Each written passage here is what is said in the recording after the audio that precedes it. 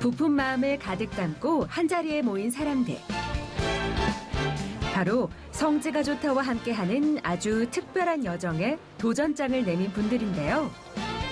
밝은 얼굴들을 보니 어색함보다는 성지가 좋다라는 이름으로 금방 한 팀이 된 것 같습니다.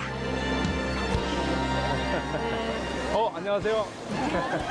반갑습니다. 자, 그러면 여기서 펜 하나 넣었고요. 자기 명찰 이름이 있어요. 그러니까 당분간은 우리가 이 명찰을 하고 있어야 우리가 같은 팀이구나 하고 아시겠죠. 기대 반, 설렘 반. 한번 힘차게 출발해 볼까요? 하나, 둘, 셋.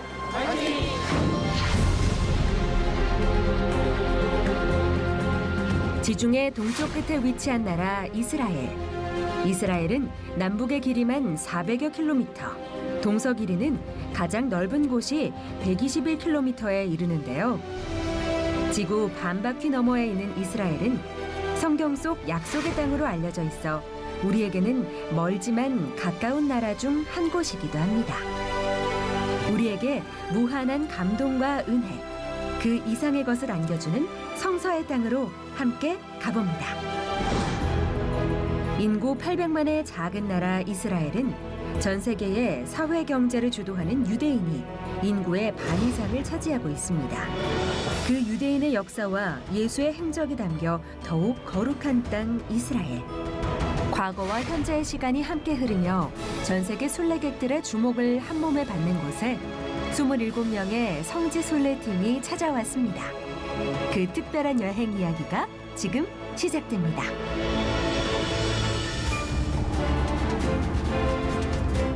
이스라엘 성지에서의 첫날이 밝았습니다. 예루살렘 남쪽 빵집이라는 뜻을 가진 작은 마을 베들레헴으로 향합니다. 이 작은 마을이 유명해진 이유, 바로 아기 예수가 태어난 동네이기 때문인데요. 기독교인들에게는 빼놓을 수 없는 곳, 바로 탄생교회입니다. 그래서 이 탄생교회만큼은 정말 예수님이 탄생했던 가장 오랜 확실한 전통을 가지고 있는 교회인데 정말 큰 의미가 있는 곳일 그렇죠. 것 같은데 또- 저희가 또 함께 들어가면서 좀 구체적인 설명을 들어보면 좋겠습니다. 네.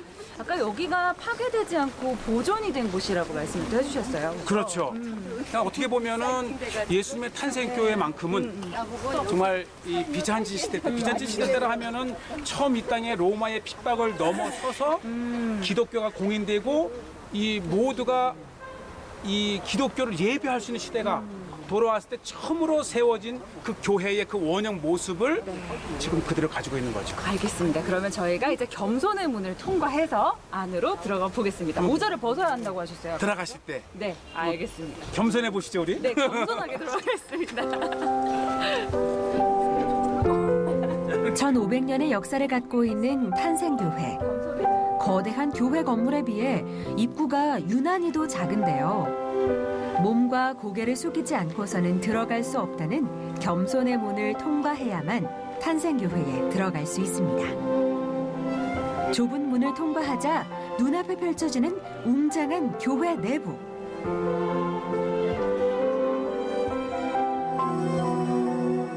한때 화재로 소실되었다가 보수된 탄생교회는 지금까지 원형 그대로의 모습을 유지하고 있는데요. 오랜 세월 태워진 등잔에서부터 제단과 성화, 순례객들이 놓고 간 성예품들로 그 화려함이 더해가고 있습니다.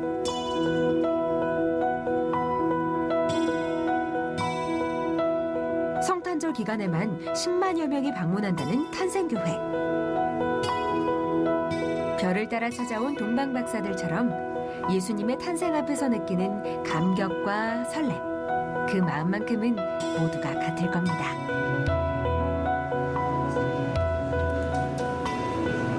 저 천장을 보시면 저 천장에 나무가 보이죠? 저게 그 유명한 백향목이에요. 그러니까 200년 전에 화재로 소실이 되었을 때에 레바논에서 보내온 백향목, 이게 왜 중요하냐면 성전이 백향목으로 졌잖아요. 그래서 백향목 건물을 볼 수 있는 마지막 장소가 바로 이 탄생교회입니다. 비록 지금 백향목으로 지어진 성전과 궁은 볼 수 없지만 그 건물의 일부를 볼 수 있다는 사실, 그리고 성전을 짓는 귀한 재료였던 백향목을 눈으로 볼 수 있다는 사실도 참 감사한 일입니다.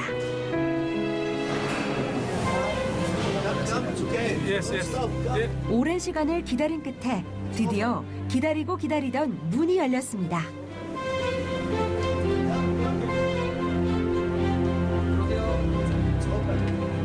탄생교회를 방문하면 꼭 한번 봐야 하는 귀한 장소가 바로 이 지하에 숨겨져 있는데요. 모두의 시선과 발걸음이 멈춰선 곳. 다들 흥분을 감추지 못하고 모여듭니다. 바로 예수님이 탄생하신 자리에 새겨진 베들레헴의 별입니다. 베들레헴의 별은 다윗부터 예수님까지 14대를 기념해 십사각형 모양으로 만들어졌는데요. 별을 만나자마자 저마다 손을 얹고 기도하는 사람들. 동방박사를 인도했던 별 하나가 예수님이 태어나신 그 자리에서 순례객들 한 사람 한 사람 마음속에 깊이 새겨졌습니다. 탄생교회를 나와 또 다른 곳으로 발걸음을 옮기는 순례팀. 그래, 목사님 저희 여기 지금 좁은 골목길인데 여기 어디로 가는 건가요? 이 베들레헴 전통 재래시장인데 우리가 그 땅의 과거를 보려면 유적을 보아야 되고 또 하나가 재래시장이다. 슈퍼 말고 이 재래시장을 보면 전통적으로 그 지역에서 어떤 음식, 야채, 채소 또 살아가는 사람들은 어떤지를 볼 수 있는 좀만 더 올라가면 그 향료집을 먼저 한번 제외해서 궁금증을 한번 해소하죠. 뒤에 넘어 떨어지지 말고. 그 지역을 이해하려면 꼭 가봐야 하는 곳. 삶의 모습을 가장 가까이에서 살펴볼 수 있고 삶의 향기가 깊이 전해지는 곳. 바로 시장이죠. 이 베들레헴의 이 재래시장에서 이 다윗 이후 수천 년 동안 이 지역에서 무엇이 나고 무엇을 먹는지 그게 왜 중요하냐면 무엇을 먹었는지가 성경에 기록이 되어 있고 그래서 우리가 다 볼 수는 없지만 몇 가지만 한번 이렇게 보도록 할게요. 우선은 자타르 우슬초. 우슬초를 한번 볼래요? 이게 우슬초가 약간 네. 향이 테이스트. 요거를 보고 제가 이 한번 우슬초 가루를 한번 먹어볼게요. 요거 들고 다른 사람도 있는 것 같아요. 허브 향과 네. 같이 고소함이 우슬초는? 여기 한번 드셔보세요. 오, 맛이 어떠세요? 이거 믹스된 거네. 예, 약간 볶은 우슬초 그런 거죠. 그럼 먹으면 맛있는데? 밥 볶아 먹고 이게 싶은데? 올리브유에 섞어서 빵을 찍어서 먹는 거 같아요. 네. 酸 맛도 있고. 그러니까 지금 맛보신 그 우슬초는 자타르라고 하는데 이 부정한 동물을 만졌다든지 시체를 만졌을 때에 그 정하게 하는 것이 바로 우슬초입니다. 성경에 나오죠? 예, 그래서 시편 51편에 보면 다윗이 우슬초로 나를 정결케 하소서 그래서 그 회개할 때에 우슬초가 정결케 하는 그러한 역할을 합니다. 회향. 자, 지금 밖에 계신 분들 제 목소리 들리시죠? 카레 냄새나. 자, 지금 이제 벌써 우슬초, 박하, 그다음에 이제 회향이라고 하는 회향이 드릴게요. 11조로 들을 정도로 아주 중요한 건데 회향을 한번 맛보세요. 회향. 자, 회향. 회향. 카레만 나는 것 같아요. 카레. 카레하고 카레, 맛이 나요. 맞아요. 네. 맛보고 즐기며 시장 구경에 푹 빠졌는데요. 이곳저곳을 둘러보다 뭔가 특별해 보이는 장소를 발견한 순례팀. 목사님 저희가 지금 여기 올라와 있는데 바닥이 별 모양이에요. 맞아요. 이게 무슨 별이에요? 네. 지금 우리가 서 계신 곳이 아주 대표적인 베들레헴의 재래시장 거리인데 우리가 버스 타고 온 그 길은 현대의 버스를 다니기 위해서 만든 길이고 진짜 이 예수님이라든지 이 예수님 부모라든지 고대의 베들레헴에 오는 길이 이 길이 이 올드 베들레헴의 성에 대표적으로 지나는 길이 스타 스트리트, 별의 거리. 별의 거리. 별 한번 떠올리는 거 없으세요? 예수님. 아, 그렇죠. 아니, 예수님께로 인도했던 그 동방박사를 인도했던 뭐가 있었어요? 그래서 이 동방박사를 예수님 탄생 장소로 인도했던 그 별의 이름을 따서 스타거리. 그래서 이 별 모양의 분수도 만들었고 여기 큰 돌에 이렇게 별을 해서요. 베들레헴에는 곳곳에 새겨진 별을 찾는 재미가 숨어 있습니다.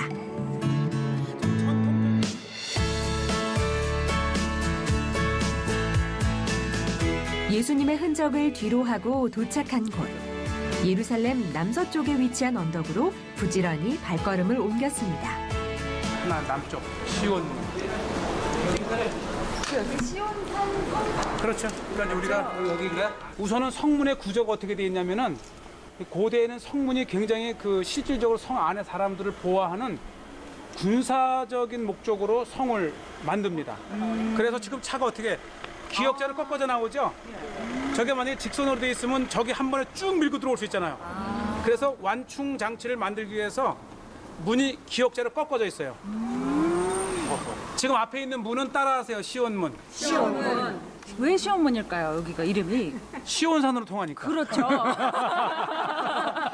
그래서 시온산으로 통하는 맞아요. 문, 시온문. 왜냐면 이 성문의 이름을 보면 다 단순해요. 세겜 쪽으로 가니까 세겜문, 요빠 쪽으로 나있으니까 요빠문. 예? 그리고 지금 요것이 시온산인데 원래는 시온산은 저 성전이 있던 곳을 시온산이라 그러는데 언제부터인가 이곳을 시온산으로 불리기 시작을 했어요. 예루살렘 성을 두고 벌인 이스라엘 독립전쟁의 흔적이 가장 잘 남아있는 시온문. 시온문을 통과하고 나면 이곳에서 둘러봐야 하는 3대 명소가 있는데요. 오순절 성령이 강림했던 마가의 다락방과 더불어 명소로 꼽히는 다윗의 무덤이 그중 하나입니다. 사실 왜 이곳에 다윗 왕의 무덤이 있지? 이거 가묘거든요. 아, 가묘예요. 그럼 그런데 여기 의미가 있어서 이 그냥. 비잔치 시대 때의 이 사도행전 2장에 보면 이 베드로의 설교 중에 이런 말이 나와요.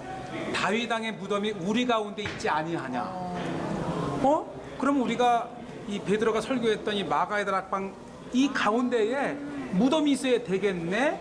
그리고 만들어 놓은 거예요. 남자들은 이쪽으로, 아, 남녀가 구분이 여자들은 되는군요. 이쪽으로. 예, 이제 이게 이 유대인 회당은 남녀가 함께 못 들어갑니다. 시온산은 많은 순례객들이 찾는 명소이기도 하지만 특히 다윗의 무덤은 유대인들의 성지이기도 한데요.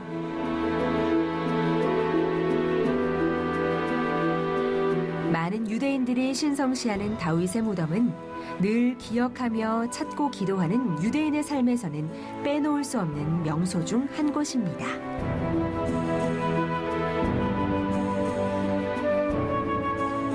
시온산 기슭에 위치한 또 하나의 명소로 가는 길.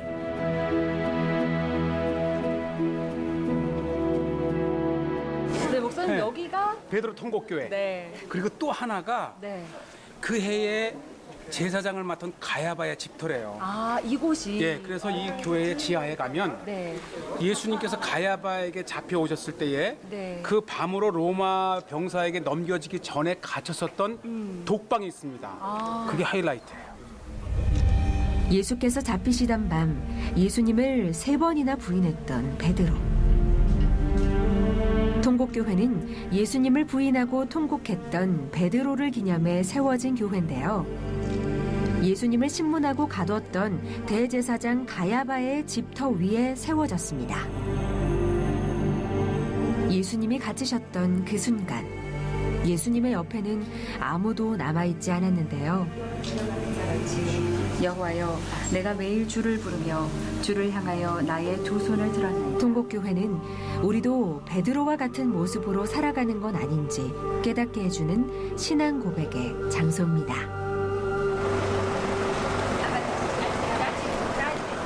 성지순례 여정 중 아주 귀한 시간을 허락받았는데요. 아무나 들어갈 수 없는 히브리 대학교에 성지순례팀이 방문했습니다.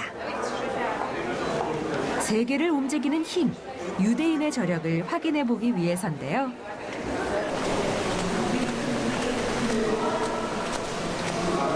선생님은 자주 오세요? 그럼요.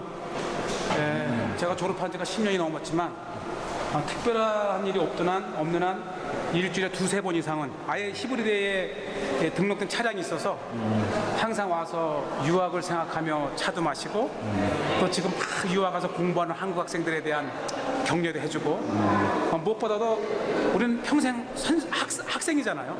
그래서 평생 말씀 보고 또 궁금한 거 있으면 도서관 찾아오고 어쩌면 제가 이스라엘 떠나기 전까지 평생 이곳에 있는 한 히브리대와 도서관은 저의 공부의 터전일 거예요.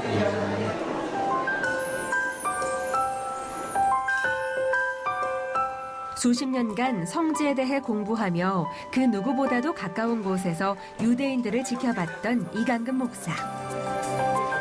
무너질 듯 무너지지 않는 작은 거인 이스라엘을 세운 힘. 유대인들의 성공 비결을 그는 누구보다 잘 알고 있습니다. 1,400만밖에 없어요. 지금 이 인구는 서울시 인구밖에 안 돼. 서울시 인구도 안 되는 이 유대인들이 전 세계에서 두각을 나타내는 민족으로 자리를 잡은 이 민족의 핵심 포인트가 뭐냐? 우리 한국에서 이 유대인처럼 우리도 성공한 자녀를 키우기 위해서 요즘 부흥이 부는 게 있는데 5,000년 유대인의 지혜 탈무드. 그래서 그 지혜의 비결을 직접 찾아 나섰습니다. 특히 제가 서 있는 이 장소는 이 탈무드 진열대입니다. 탈무드도 바벨론 탈무드, 예루살렘 탈무드 아주 다양해요. 자, 이것은 탈무드 바블리, 즉 바벨론 탈무드라는 뜻이에요. 이 탈무드가 이렇게 보면 이게 토라의 본문이에요. 가운데 부분이 토라의 그러니까 쉽게 말하면 이제 토라를 해석한, 토라를 주석한 미시나라는 책에 그 일부를 또 이렇게 전이를 해놓고 이 주변에 이렇게 계속해서 이제 해석을 해놓은 거예요. 이런 책이 12,000페이지야. 모세 오경을 바탕으로 한 토라와 랍비들의 지혜를 모아놓은 탈무드는 수천 년을 이어오며 유대인들의 삶의 전부가 됐는데요. 하나님의 말씀을 연구하며 토론하는 삶, 그 속에 유대인들의 저력이 숨겨져 있었습니다.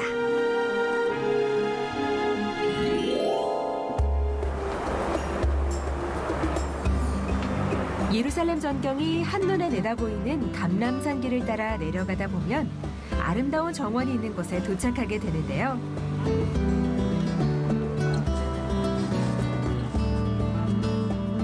정원에 들어오니까 뭐가 제일 눈에 띄어요? 나무, 감람나무. 그렇죠. 네. 이 감람나무 중에서 저 앞에 끝에 있는 거는 2,000년 전의 나무라고 그래요. 2000년 전에 나무를 그렇죠. 2000년 전이면 예수님 시대 네. 때의 나무를 그렇죠. 그러니까 예수님께서 마지막 만찬을 드시고 오셔서 고뇌에 찬 기도를 할 때에 적어도 저 나무는 옆에 있었지 않았을까.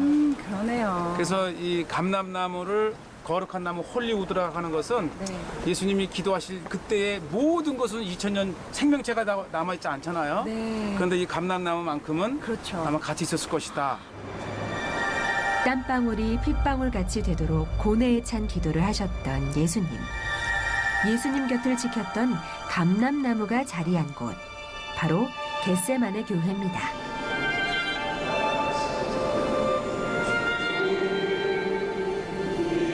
겟세마네 교회는 십자가를 지시기 전 예수님께서 기도드리시던 자리에 세워진 교회인데요.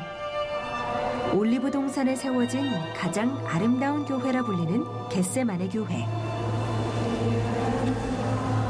그 교회 한가운데 서면 할 수 있거든 이 잔을 옮겨달라며, 하지만 아버지의 뜻대로 하옵소서라던 예수님의 뜨거운 기도가 우리 마음에 되새겨집니다.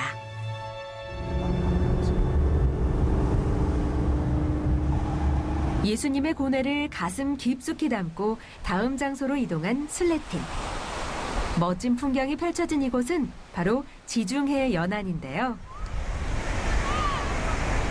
헤롯 왕이 만든 항구 도시이자 작은 로마로 불리는 아름다운 도시 가이사랴입니다. 성경과 가이사랴 어떤 관계가 좀 있을까요? 우선은 가이사랴면 딱 하나예요. 예수님의 제자들에 의해서 이 유대 땅에 머물던 복음이 지중해를 건너 유럽을 통해서 전 세계로 흩어진 복음의 전진 기지예요. 이 가이사랴 지역에 주둔하고 있던 백부장 고넬료, 사도행전 9장에 나오잖아요. 이방인에게 와서 같이 이제 교제를 하고 복음을 전하고 이곳에서 최초의 이방인 세례가 일어나잖아요. 예수님의 제자들과 바울을 통해 전해진 복음의 첫 출항지. 바로 지금 우리가 이 자리에 서 있을 수 있는 이유이기도 합니다. 바로 이곳에서 상소를 하고 신문을 받고 로마로 갈 기회를 얻은 것이죠.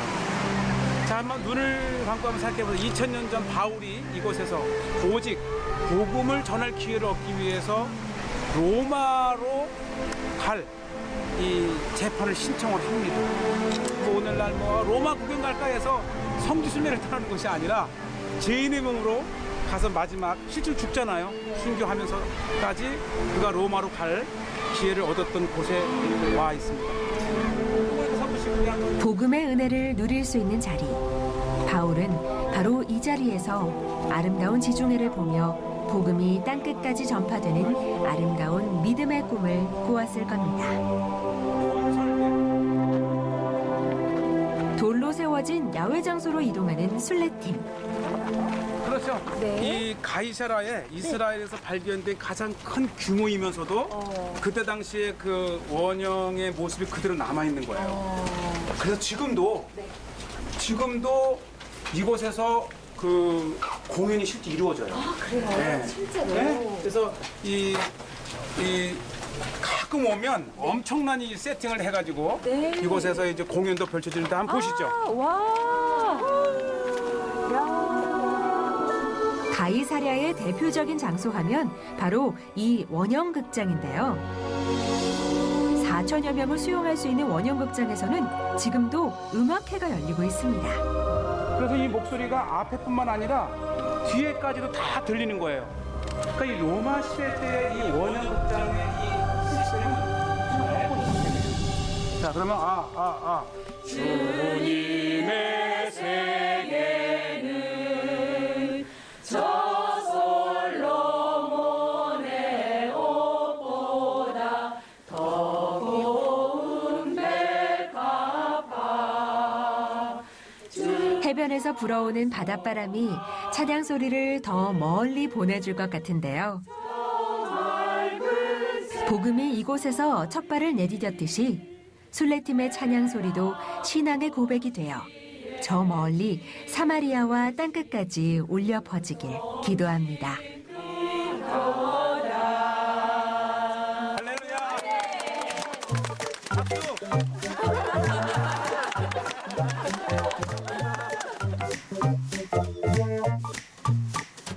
한국인이라면 금강산도 식후경. 특별한 점심 식사가 차려졌는데요. 한국 음식이 그리워질 때쯤 순례팀을 위해 준비된 특식 비빔밥입니다.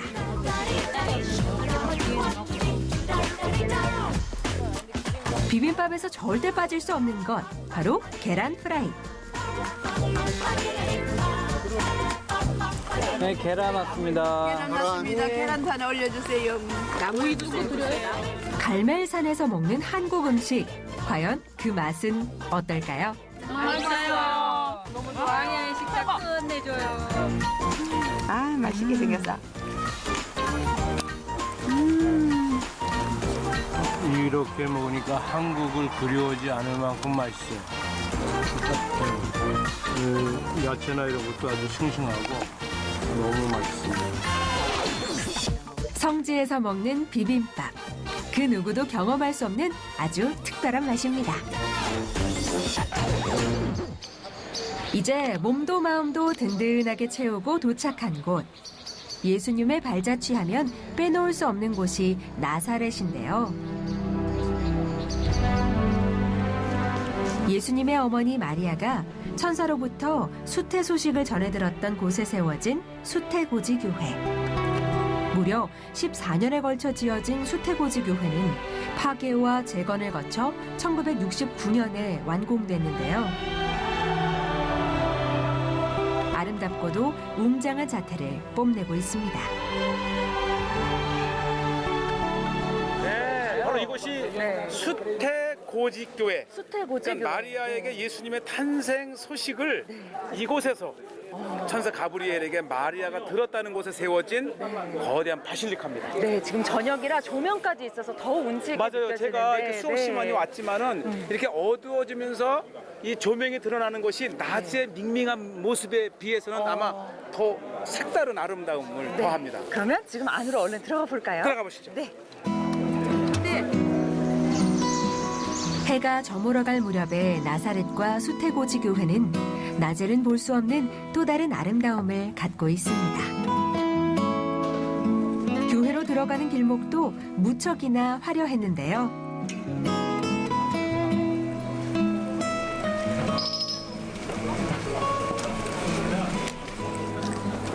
네, 목사님 저희가 네. 드디어 안쪽으로 들어왔는데 네. 여기 또 많은 그림들도 있어요. 여기에 대해서 좀 설명을 네, 해주세요. 맞아요. 이 나사렛 교회에 들어서자마자 이 정면에 펼쳐진 이 성화, 이 그림이 나사렛의 역사를 말해주는데 우선 맨 위에 네. 저게 가브리엘 천사가 마리아에게 잉태 소식을 전하는 모습. 수태고지의 모습. 그렇죠. 그 밑에에 이제 또 4개의 그림이 있는데 네. 저것이 사복음서의 저자예요. 마태, 마가, 누가, 요한. 이 사복음서에 기록된 예수님의 이 탄생 소식의 네. 현장이잖아요. 네, 예수님의 사역을 담은 마테마가 누가 요한의 어떤 그런 어떻게 보면 예수님의 일생을 그렇죠. 이 벽화로 나타낸 거예요. 그렇죠. 네. 또 들어가면 이제 천사 가브리엘이 마리아에게 내가 잉태했느니라 라고 소식을 전한 그곳에 거대한 교회가 세워지고 이 그 바닥에서부터 60m 높이까지 마치 백합화를 엎어놓은 듯한 그래서 낮에는 빛이 쫙 내리는 그러한 교회이고 그 안에 들어가면 아니 들어가 봐야 돼. 들어가 보면 들어가 볼까요? 예, 궁금하죠? 들어가서 볼게요. 일단 들어가겠습니다. 자, 안으로 한번 들어가실게요. 네.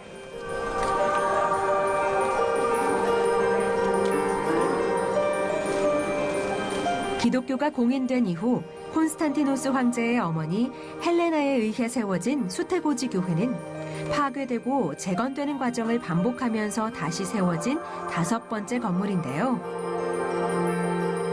중근동에서 가장 큰 삼각지붕 형태의 교회로 이곳에서는 눈여겨볼 곳이 바로 2군데가 있습니다. 지하에 보존된 수태고지를 받았던 우물터와 백합화 모양의 천장입니다. 이것이 나사렛 교회의 핵심이에요. 이곳에서 이제 내가 잉태했느니라, 그래서 이제 고지를 한 곳이고 이곳을 중심으로 이렇게 하면 천장을 보세요. 천장을 보면 이 높이가 얼마나 될 것 같아요? 글쎄요. 60m랍니다. 네. 60m. 60m 높은 마치 이 백합화를 엎어놓은 듯한 그러네요. 낮에 햇빛이 들어오면 쫙 내려비치는 곳에서 이제 예수님의 수태 소식을 들은 기념 예배를 드릴 수 있는.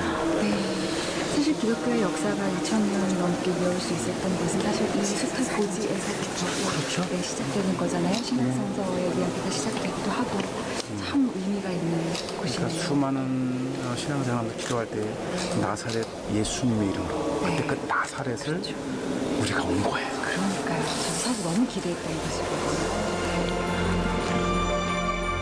마리아가 수태고지를 받았던 우물터에는 현재 제단이 자리하고 있습니다.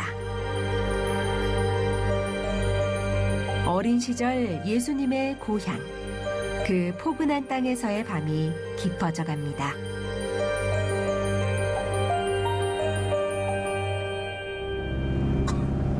다음 날 새벽, 해가 떠오르기도 전 분주하게 어디론가 향하는 목사님. 이 예수님 때나 지금이나 이 갈릴리아 어부들은 밤새 고기를 잡습니다. 그리고 이 여명이 오는 새벽녘에 고깃배가 들어오는 거예요. 고깃배 들어오는. 또 갈릴리에서는 오늘날 어떤 고기가 잡히는지, 또 정말 어부들이 지금도 고기를 잡고 있는지, 또 잡힌다면 어떤 고기가 있는지 한번 생생한 고깃배가 들어오는 새벽 미명의 갈릴리 부둣가를 한번 갑니다. 그물을 던지고 예수님의 제자가 됐던 어부들. 갈릴리는 예나 지금이나 양치는 사람보다 고기 잡는 사람이 더 많은데요. 오늘을 살아가는 갈릴리 어부들은 과연 어떤 모습으로 살아가고 있을까요?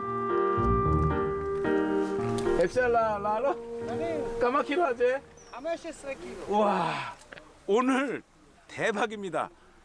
이 앞서 들어온 고깃배에서 잡은 이 고기가 지금 이게 15kg래요.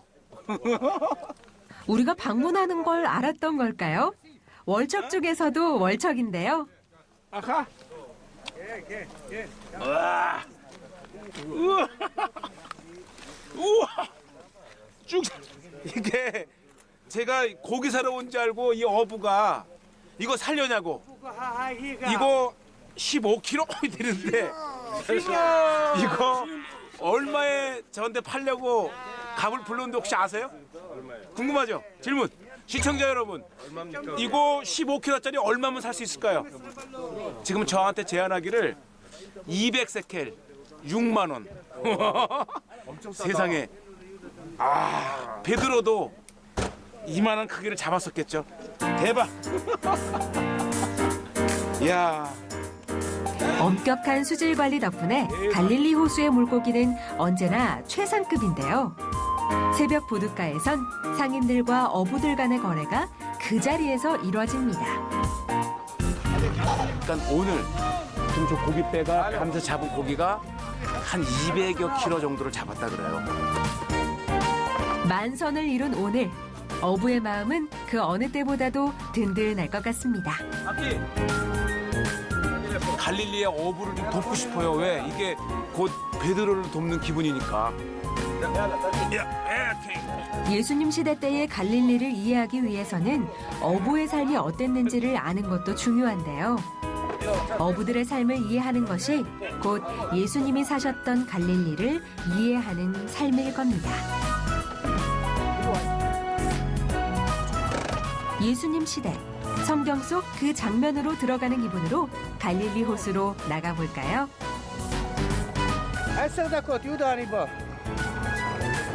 많이 잡아올게.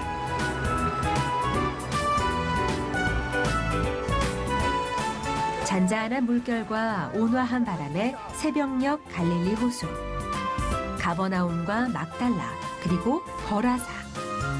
예수님 시대 때의 지명들이 눈앞에 펼쳐지니 마치 타임머신을 타고 예수님 시대에 서 있는 것 같은 느낌이 절로 듭니다.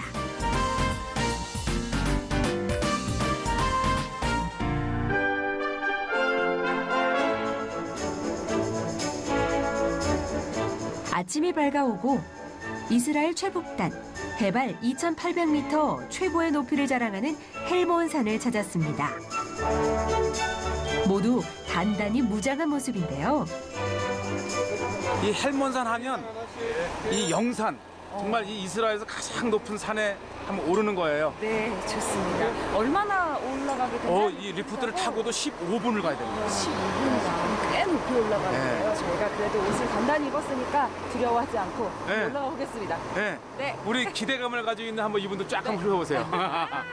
자, 진짜 부시고. 기대에 가득 찬 성지순례 팀과 함께 리프트를 타고 정상으로 향합니다. 헬몬산 올라가려면 한 15분 정도 이렇게 리프트를 타고 올라가야 된다고 하거든요. 헬몬산에 바람이 이렇게 막 부는 와중에 리프트를 타고 올라가는데 오늘 날씨도 정말 쾌청하고 너무 좋습니다. 그리고 주의사항으로 리프트를 탈 때 가방을 앞으로 놓을 텐데요. 그래서 가방을 꼭 안고 올라가 보도록 하겠습니다. 정상에서 만나요. 특히 겨울철에는 눈이 오면 예정 없이 문을 닫습니다. 이 이스라엘 지역이 가장 높은 이 성산 헬몬에 오르는 것은 선생님 마음부터가 특별합니다. 눈이 오면 헬몬산에 도착해서도 정상까지 오르기는 쉽지 않은 일인데요. 예상보다는 덜 추운 날씨 덕분에 눈 덮이지 않은 깨끗한 헬몬산의 모습을 마음껏 담아갈 수 있을 것 같습니다.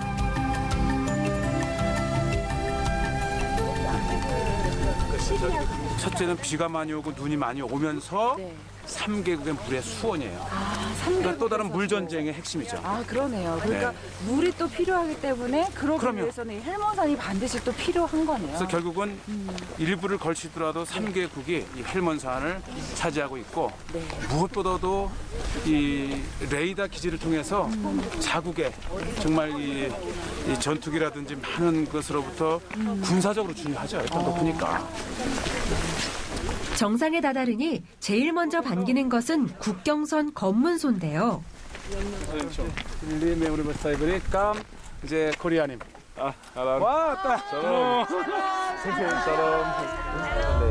헬몬산에서 흘러내리는 물이 요단강을 비롯해 레바논과 시리아, 이스라엘의 수원지로 흐르기 때문에 헬몬산은 또 다른 갈등의 현장이 되기도 하는 곳인데요. 3개국의 국경과 물 전쟁으로 인해 사실 이곳은 언제나 긴장감이 감도는 곳입니다. 할렐루야! 하늘 나왔대요. 자, 들어가십시오.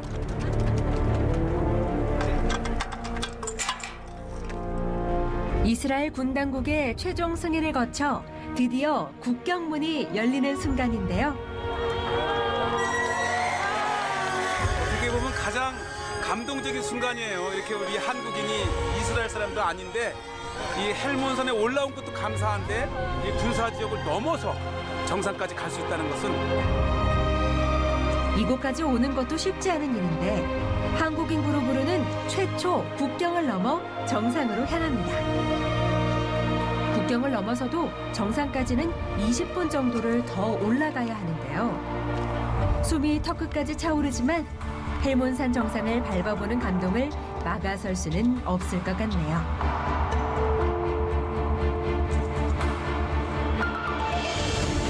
드디어 헬몬산 정상에 도착했습니다. 고생했어요. 정상에 올라왔어요. 왜냐면 정상 거의 2,800, 2,700까지 올라오니까 이 산소가 부족해서 네. 여러분들이 체력이 약한 게 아니고 이미 높아서 네. 산소가 부족해서 그래요. 잘하셨어요. 자, 저희가 이렇게 정상에 올라왔는데 이렇게 딱 이렇게 전경이 보입니다. 여기서 그렇죠. 뭘 볼 수 있나요, 목사님? 우선은 네. 이 헬몬산이 이제 이스라엘과 시리아의 국경, 또 뒤쪽으로는 레바논의 국경이라고 얘기를 하셨는데 네. 우선 저 앞에 보면 네. 저렇게 지그자그로 철책 저게 길이 보이잖아요. 네. 저게 철책선이에요. 철책선. 네, 그러니까 저 철책선 오른쪽은 이스라엘, 이게 골란권이에요. 그다음에 저 철책선 왼쪽으로 네. 시리아. 그러니까 지금 이미 저 시리아의 마을들을 네. 보고 계시는 거예요. 국경 지역에 맞물린 곳이자 물 전쟁의 근원이기도 한 헬몬산. 무엇보다 필요한 것은 평화와 안정입니다. 이 오늘날 이 중동의 사실 현실은 이스라엘과 시리아, 레바논을 비롯한 중동과의 분쟁 지역에 하나 서 있는데 이 헬몬산이 울리도록 주요 삼창하고 한번 뜨겁게 우리 조국 대한민국과 또 이 팔레스타인과 이스라엘의 평화를 위해서 또 여러분들의 기도 제목을 위해서 한번 뜨겁게 기도하겠습니다. 주여! 주여! 주여! 기독교, 유대교, 이슬람교 세 종교의 역사에 있어 모두에게 각별한 땅 이스라엘. 각 나라의 이익을 위해 모두가 필요한 곳 헬몬산. 거룩한 땅 한가운데서 여전히 진행되고 있는 분쟁. 평화를 갈망하는 이 땅 정상에 서서 하나님의 약속이 이루어지길 성지순례팀은 간절히 기도합니다.